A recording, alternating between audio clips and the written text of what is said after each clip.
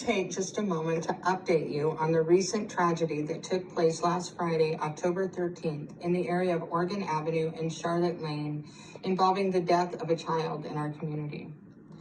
As a professional courtesy, I have hesitated until now to comment on the situation and instead have waited to no avail for some kind of communication from the elected officials of APS and School Board President Judy Raven to assure me that there is a plan going forward.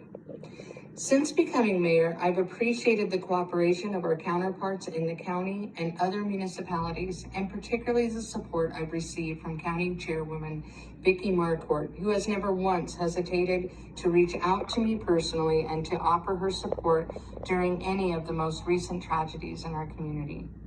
Likewise, I offered my unconditional support to our county and Chairwoman Marquardt during a time when they also faced a similar tragedy. I believe it is important for our community to see and understand that while we may have differences, we can and should put those differences aside and all work together for the benefit of our citizens. As mayor, I recognize that it is my first priority. To that end, I will continue to work cooperatively with agencies and elected bodies to mitigate the risk to our community, and I was in hopes that our school board felt the same. On Monday, I plan to attend a meeting at Alamogordo High School where I believed we would be talking about policy change and mutual cooperation between APS and the city of Alamogordo. Shortly before the meeting, I was told that they do not want elected officials there, which I took as I was not invited. While certainly disappointed, I was more curious about why this would be an issue, particularly since this tragedy took place on city property. I did reach out to the schools to share my disappointment, and unfortunately, after their response, I was left with more questions than answers. After receiving information that this meeting was not at all what I had initially thought, nor was it as productive as one would have hoped, I have made the decision to take action and work with our acting city manager, our city attorney, and our chief of police to begin to put together a plan that can be presented to the entire commission for approval and possible action moving forward. The area in which this incident took place has long been problematic for our city, our officers, and the homeowners that live in the vicinity due to the large crowds of students whom seem to congregate even during times when they should be in school. This issue has been ongoing for many years and nothing has been done by APS to stop it. And as it stands with our current laws, nothing can be done by our law enforcement to prevent it. I've said many times that my heart is for children. I believe that all have potential to do so much with their life, and I believe we have a responsibility as a community to ensure that they understand that.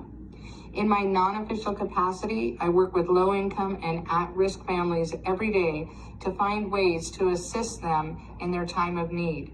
After doing this for almost 15 years, I've come to recognize the barriers that our youth face when it comes to consistent school attendance.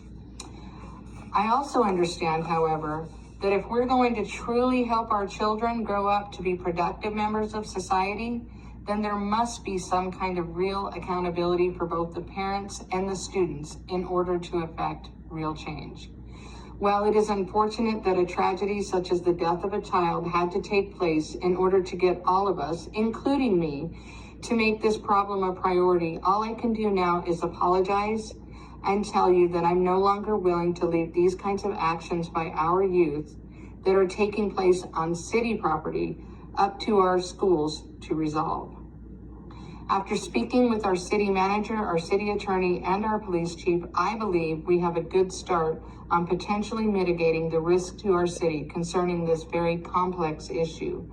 Unfortunately, this is not a one-size-fits-all kind of approach, but rather it's going to be multifaceted and take the cooperation of many agencies coming together and community stakeholders working with our entire city commission to achieve the desired outcome.